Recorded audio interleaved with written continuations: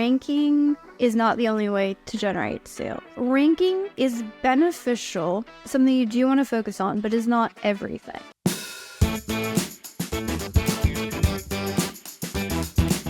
Hello, I'm your host, John Cavendish, and welcome to the Amazon Strategist Show, the show that's all strategy with no hacks, no silver bullets, and no magic pills, just real practical strategies to grow your Amazon business. Today, we have none other than Elizabeth Green from Junglr. In the crowded Amazon space, Elizabeth founded Junglr to help sellers achieve 8-figure revenue goals and beyond.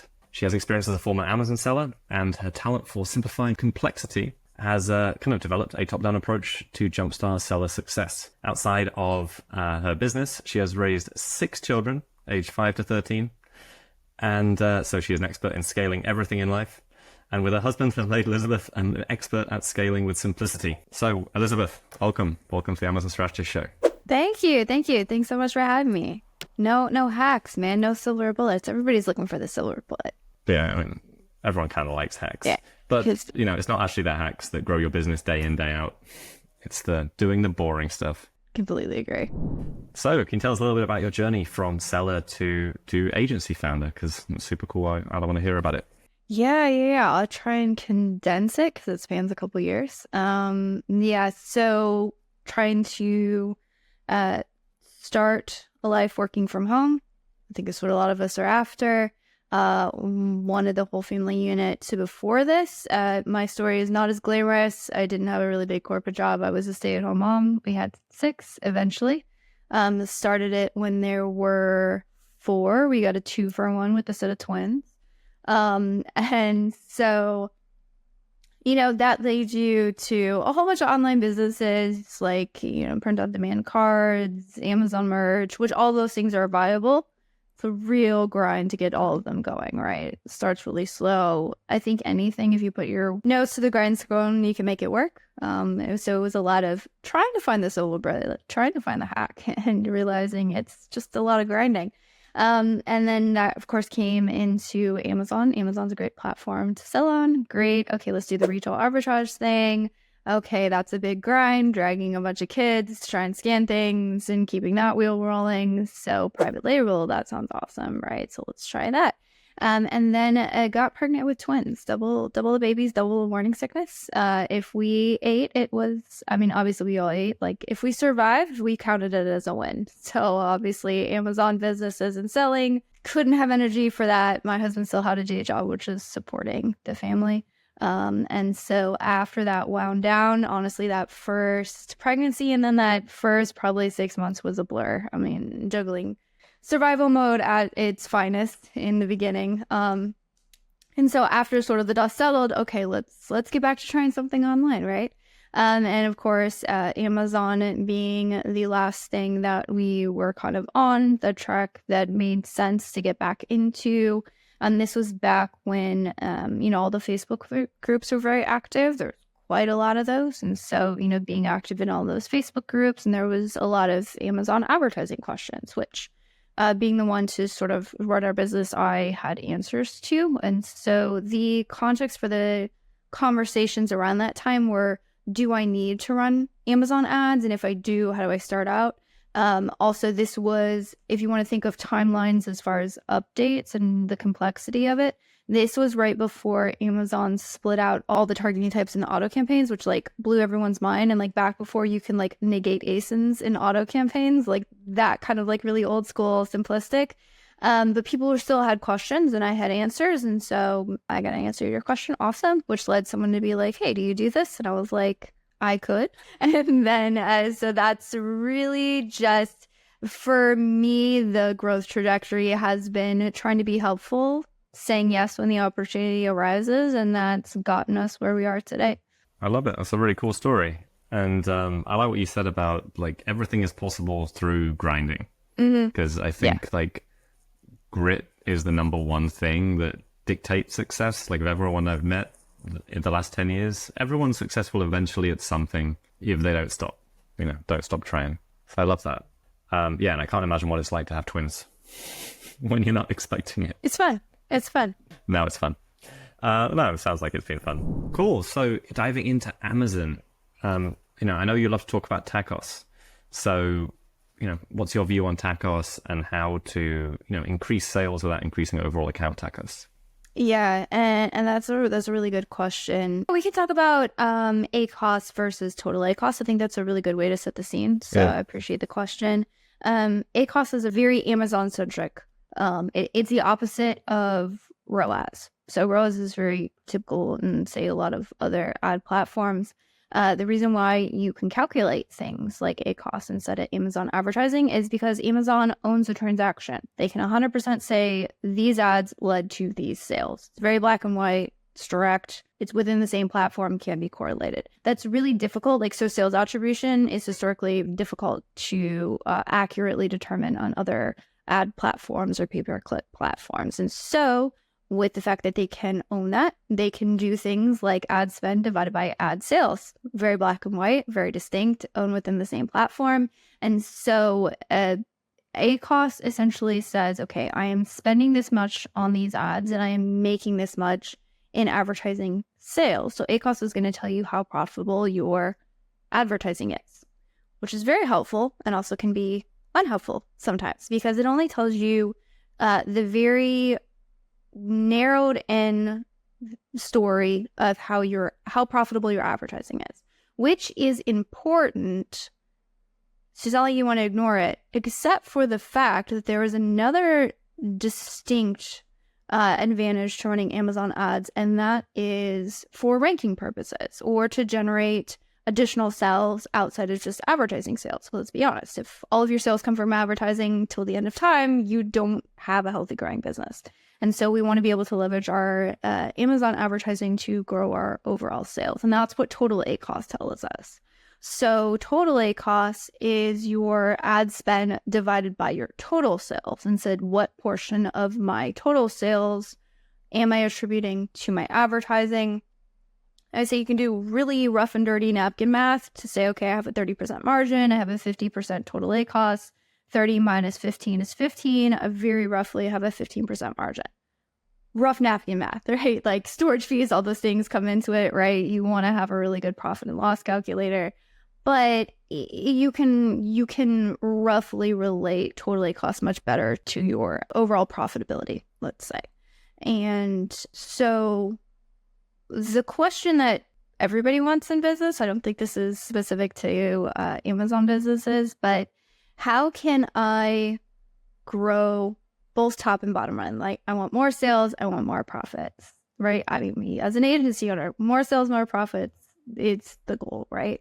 And so classic business, again, this is not specific to Amazon businesses whatsoever, but it's oftentimes when you're scaling, you have a little bit leaner profits. And when you are going after more profitability, you're probably cutting back on more scaling measures. So it's kind of like this balance. How do I ideally have my cake and eat it too, right?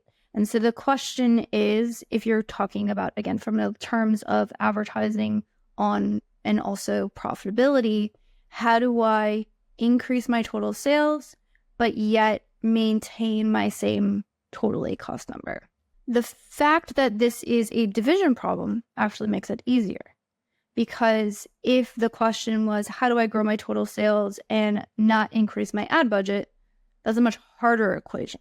However, if you said, how do I increase my sales and not grow my total ACoS? Well, if it's ad spend divided by total sales, I just need my total sales to increase at the same rate as my ad spend. And that is much more achievable. So then it becomes, how do I invest that additional ad spend to make sure that it's growing my total sales numbers? And actually what we found is the most effective way to do this evaluation, I'm getting ready to do and go through an audit with a brand right after this, is making sure that you're allocating your budgets properly on a per product level is huge. And sometimes if you look at, say, like the overall account, you're like, I don't know how we can get more efficient. I don't know where I can push products more, to rank more or to grow those additional sales. Or it seems like I'm doing all the things and keeping all the plates spinning. Like, where in my advertising should I be focused in on? Even brands who feel like they're doing everything correctly probably have some misallocations. So what we'll actually do is, and when I say per product. To clarify this, I mean per listing.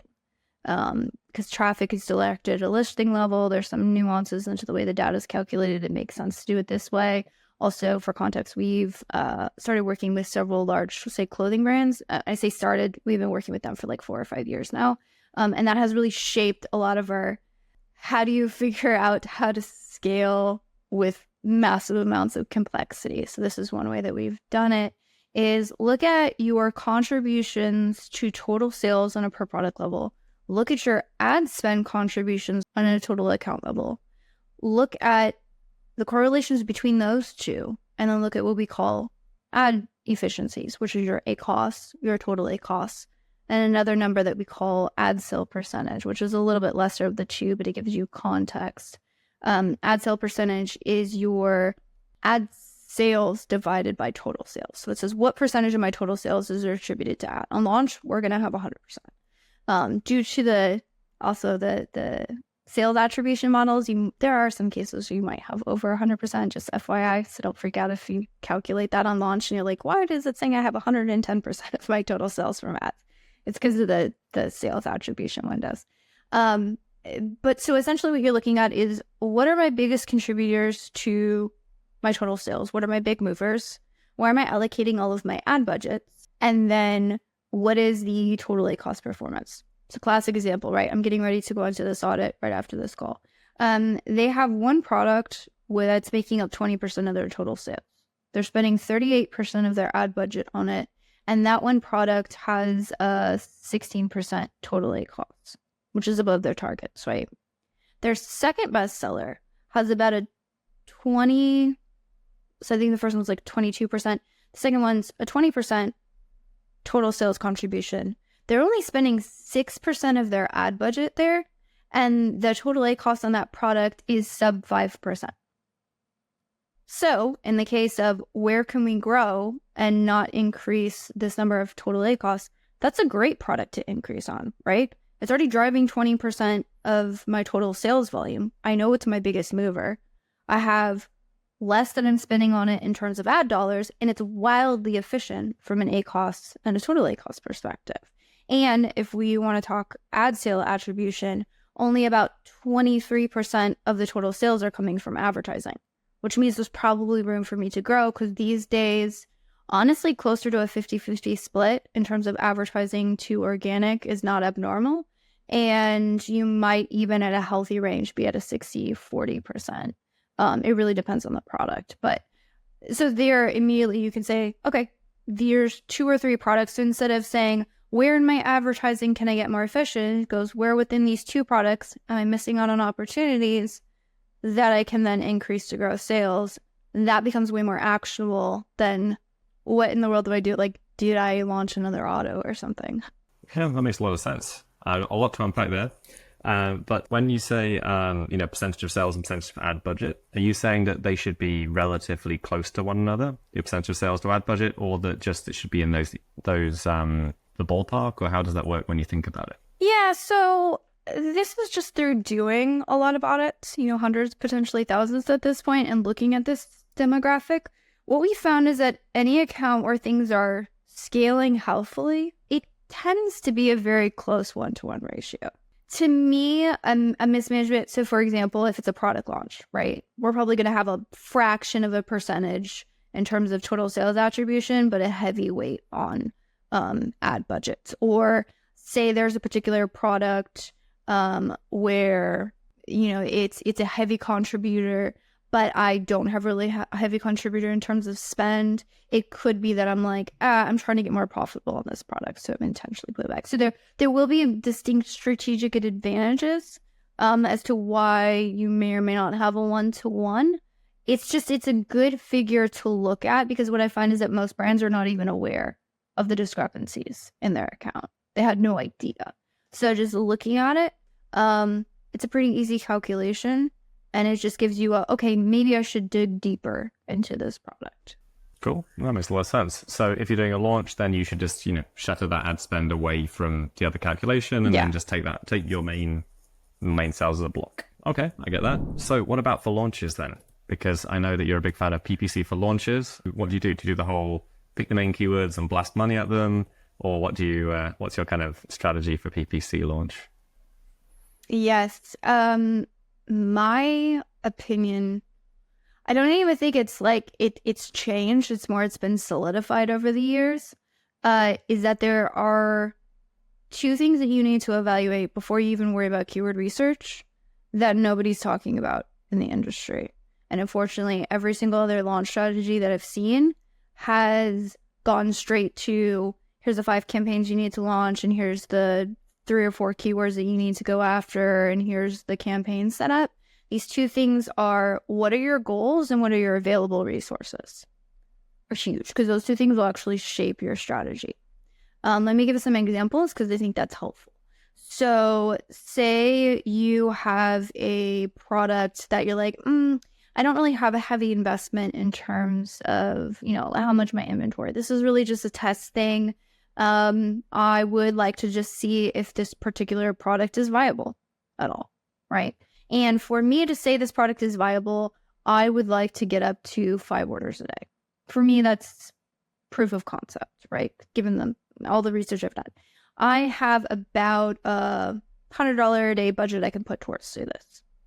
My goals, 5 orders a day, my available resources, $100. Great. That will actually shape my strategy. So if I'm like, I feel like I'm going to give myself a couple months to work up to that, right? I can maybe have a longer term strategy where I don't need to be as aggressive right out of the gate. Somebody else who said, I'm banking on this product working. I have a massive amount of orders. If I don't get this moving ASAP, I'm going to deal with inventory issues. I'm just, I'm a balls to the wall, go big or go home kind of person. I'm not going to be happy with that little $100 a day, 5 orders a day launch. It's not going to make me happy. My goals are very, very aggressive. And you know what? I actually have a large account. I have a whole bunch more profits coming in for the other products. So in a lot of ways, budget to me is almost no object, right? If you ran a strategy like the second guy for the first guy, you'd be like, you just spent my entire budget in a day. Like, what are you doing? I can't afford this. This is ridiculous. Versus if I ran the second account strategy for, the first account, I said, all right, let's get up to 5 orders a day. Guys, like, I have thousands of units. 5 orders a day is this is not going to cut it for me. That's not. So how many keywords you pick, actually, and which keywords you pick should be shaped by the answers to those 2 questions. If this is your first product and you're like, hey, I've budgeted my ad dollars. Because what I find is that most launch strategies will say, okay, this is how you do keyword research, and you pick the top 5 keywords and you go super aggressive, exact match, ranking strategy all the way to never let your budgets run out, always go high and work your way down, right? The person who maybe has a little bit less resources, and there's nothing wrong with starting with less resources. The thing you do need to understand is setting expectations of what you can get. I think of it, it seems super simple, but sometimes when you boil it down to basics and what something actually means, it's helpful. The bigger the budget, the more clicks you can afford. Bottom line. So think of it in reality. If the orders come from people finding your product, i.e. clicks, if you can afford less of those clicks, just naturally you can afford less orders out of the gate. It's just the realistic expectations, right? So it's shaping your strategy through, I understand these expectations, and then how many clicks you can afford versus your budget is going to be determined by how competitive your market is.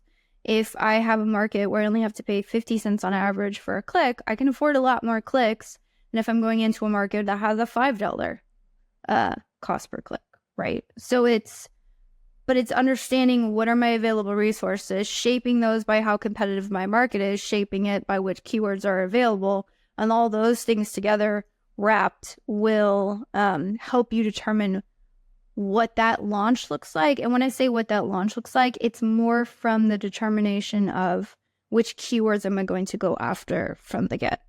Okay, so you're going to go after keywords where you can afford to buy, the average number of sales of one of the top sellers for that keyword. Okay. And when you talk about daily budgets, do you get your clients to agree on like a monthly amount they're willing to invest over the first X number of months? Or how does that work? Because if, until they rank, it depends how much money they're going to make back.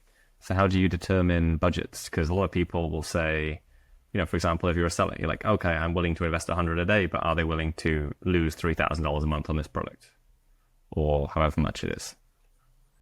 Yeah, the two goals that we really try and hammer out with clients are typically sales goals and total ACoS goals. ACoS goals as well. But for us, so it's kind of like in any goal, you figure out where you want to go, and then you figure out your non-negotiables or your constraints. So it's like, what am I not willing to give up to get there? Again, if you want like a thought example. So for me, an example in business, my business is just hard. I have 6 kids, right? I don't really travel very much for me. I don't go to a lot of conferences. That's a personal choice because I like my home life and I like, being able to be at home with the family. So it's like, I want to grow my business, but my constraint is I don't feel like traveling that much. Some people have grown massive businesses through a lot of travel and networking, then that works for them. So that's my goal. That's my constraint. That's my non-negotiable. And so we find in Amazon business, a lot of it is business, growth goals, constraints being what percentage of my total sales am I willing to give up? What is my total ACoS number? And then it's just saying, is that possible within that constraint? Should we give a little here? Should we give a little here? And then it's micro tweaks to figure out. And what is possible in those micro tweaks are really determined by competitiveness of the market, meaning the cost per click. So how many clicks can I afford at X budget? And then the conversion rate of the products, which are how many clicks on average does it take me to convert to an order? So if I have a really low conversion rate, it takes me a lot more clicks to make an order. So I'm spending more there. If I have a really high cost per click, well, I'm paying more for each click. So both of the, conversion rates are low, cost per click is high. I have to spend a lot more to make that money back versus, cost per clicks are lower, conversion rates up, less clicks, paying less for them. Great. It's much, so it's balancing those things. Yeah, that makes a lot of sense. So do you advise your clients on that as well, like helping to increase their conversion rate? Because, conversion rate on listing is so, has such a high effect on ads. Yeah, we will offer insights where we feel we can. I'll put it that way. We've chosen to stick strictly to the role of Amazon advertisers. One, because I think to my own horn, we're really dang good at it. So we can stick in one area of expertise, hone in on one skill, and know like, hey, we can be the best here. In terms of listing optimizations, that's not a place where I can confidently say, hey, we're experts in that.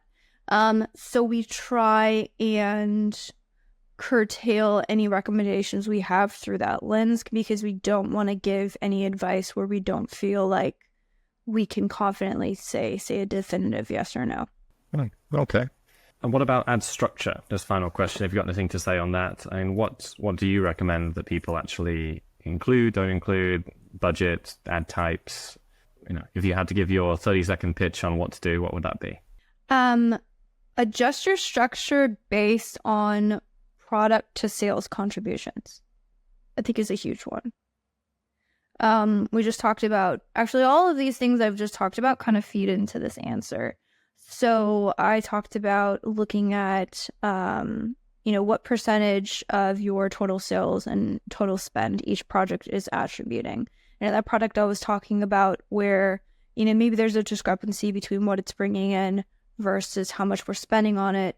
There's a great product to look at and say, what are we missing from this structure, right? Are there ad types? Because I could give you, here's another thing, right? I could give you a long checklist, right? I could say sponsor product ads, sponsor brand ads, sponsor display ads. You should be using all match types, exact phrase and broad. Don't forget about autos. Don't forget about category targeting. Are you running video ads, right? And all of a sudden you have this 30-page list of all of these campaigns that you need to launch, right? And checking off those boxes feels great, right? You're like, all right, got this one, got this one, got this one, got this one, until you look at the ad spend that's going to require to run.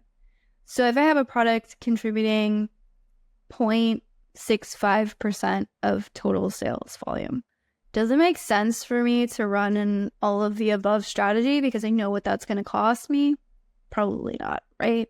And so what we find is it's working off of how much a product is bringing in. And as that sales growth, moves up, right? As the product brings in more attribution to total sales, as we push it out through our curated launch strategy, then we can naturally start adding on to that ad structure, right? The other thing that we find is it's in levels of certainty is how we work up. So an example of this would be I find a product that's crushing it in product targeting. I see my auto campaigns and I'm like, oh my goodness, all these ASINs are like absolutely crushing it. Great, let's launch product targeting campaigns. So that makes sense for it. Product targeting campaigns crush it. Amazing. How else can I capitalize on product targeting? Sponsor display ads are a great way. Sponsor display, crush it in product targeting. Great. So it's like it's building off of what you have the best argument that is going to work well for you is what we find. And then that will naturally lead you to the next step and the next step and the next step instead of saying, I have to apply this blanket to everything, which again is a recipe for just excessively increasing ad spend. Yeah, I get it. I like that. That's cool. I like the strategy of run your ads and then based on the type of things that are converting the most, move on to a similar ad type where you get the similar type results. So good strategy. All right, so now we are moving on to your controversial take. I don't know why they've been called as a hot take, so it's a controversial take. So what is the most debatable or controversial opinion related to Amazon or the e-commerce industry that you hold? Yes, a couple of them. The one is that ranking is not the only way to generate sales. And I know this is going to there is this idea in Amazon advertising that the only good that they do is for ranking. And so there's this idea that say auto campaigns or broad match campaigns or these are only good for discovery campaigns. These are my discovery. As long as I've discovered all of the keywords I'm going to discover, I can get rid of them, right? Exact match is the end all be all everything ranking, right? And if my exact match is not leading to ranking, ranking is beneficial. It's good. Something you do want to focus on, but is not everything. And this is shaped through a couple different perspectives, and I'll give you some stories. Again, a lot of my things my ideas are shaped through audits of accounts, audits of our brands, and seeing what works. Because there are some things where it's logically, I get it. Logically, it makes sense. And yet, when I see it in practice, results aren't there, right? So every single account that I have audited that has an exact match, rank focused, rank is the end all be all, that's all they're doing right now. They have their discovery campaigns, but ranking is the primary target. All of those have good ranking and yet are struggling to maintain or grow the sales that they want because they don't have the sessions or the traffic that they need.